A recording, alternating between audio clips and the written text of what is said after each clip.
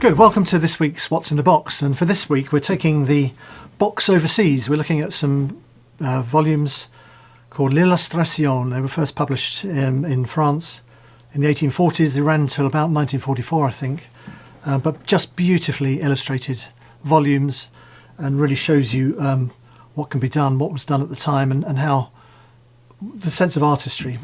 My words don't do it justice, but you'll see this in a minute. I've always loved books. I've collected books for as long as I can remember, and these are the latest books that I'm adding to my collection, which are going onto the Historic Records collection, of course, and will be available to be licensed. So these are two volumes from L'Illustration, obviously bound by different bookbinders. You have this one here, which is presumably the official binding because it has the name on the front. This one doesn't. So this volume is from 1898. This volume from 1921. From the first half of 1921. Generally, certainly up until the 30s, these were bound in 2 volumes per annum. But then you get to the 1930s, late 20s, and they start being bound in 3 volumes, so 3 volumes per year. We've got a lot already. They're big, heavy books. I've got some in this country, some in France, some in Italy, and we're always looking for more. But we've got a fairly complete run between early 1900s up to around 1940. I'm just going to take you through these just to show you what they're like. So they are published in France, but they talk about what's happening in France, but also worldwide as well. Certainly when you get to the First World War, you have lists of missing soldiers and sometimes dead soldiers, and you get photos as well. We're not going to see any of that here because this is too early. It's 1898.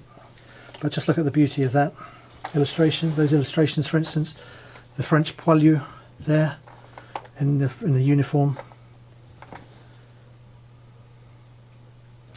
I'm going to flip over. You have more here. Look at that. Look at that beautiful illustration. You could just keep going with this book, to be honest. More here in colour.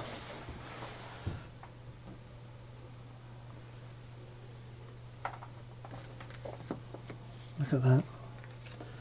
So many of these books, of course, fall into the hands of disreputable owners who then strip the plates out, sell them as prints, whereas these ones are intact.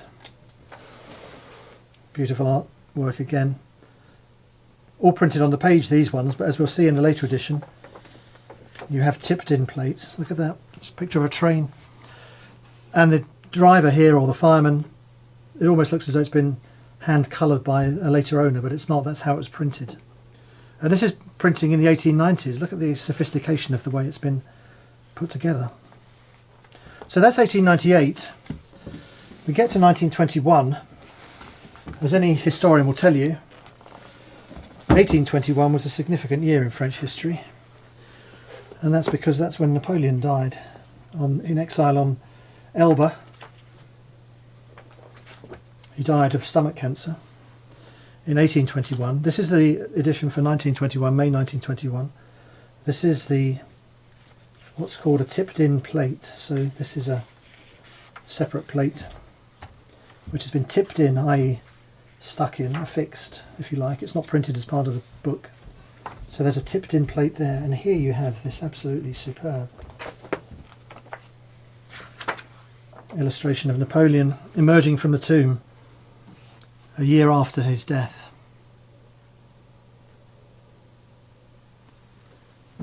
I presume that's the laurel wreath of victory in his hand, which is probably artistic license considering Wellington defeated him. But anyway, we won't go into that. But there's an earlier version of Napoleon there.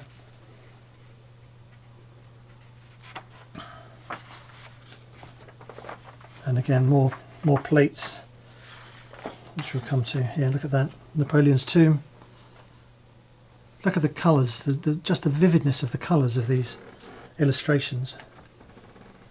So it's very much a social record of the time, these books. I suppose the comparison in the UK would be publications like Illustrated London News and the Graphic and the Sphere. It's certainly the same format, big, heavy, lavishly published, lavishly printed books, lavishly illustrated, foremost journalists of the time writing about it. and just wonderful, wonderful books to have. And all of this will be digitised. Ones in Italy are just about finished. Digitisation is nearly complete on those. And then we'll be moving to these ones in Britain, and then finally to the ones in France. So there you have it. L'illustration, my best French accent from Historic Records.